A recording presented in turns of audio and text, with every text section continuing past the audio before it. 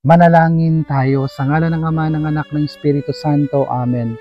Lord, maraming salamat po sa mga biyayang aming natatanggap araw-araw. Maraming salamat po sa biyaya ng buhay, sa biyaya ng pamilya, sa biyaya ng bagong umaga. Maraming salamat po sa buong magdamag na kami ay iyong binantayan, at maraming salamat po dahil kami iyong ginising ngayong araw na ito.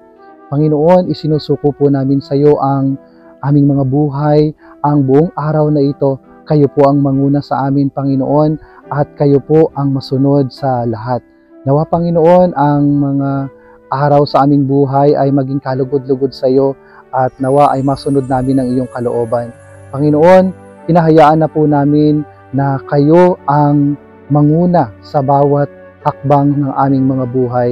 Panginoon, hinihiling po namin na samahan niyo po kami araw-araw. Hinihiling po namin na huwag niyo po kaming pababayaan at tulungan niyo po kami palagi. Panginoon, ganon din naman po hinihiling namin na patuloy niyong samahan at gabayan yung aming mga pamilya, yung aming mga kaibigan, yung aming mga kilala na may karamdaman, yung aming mga kakilala na naghihirap sa buhay na nangangailangan ng iyong tulong. Panginoon, huwag niyo po kaming pababayaan at tulungan niyo po kami. Ito ay tinataas namin kay Kristo na aming Panginoon. Amen. Sumainyo ang Panginoon at pagpalain kayo na makapangyarihang Diyos Ama, Anak at Espiritu Santo.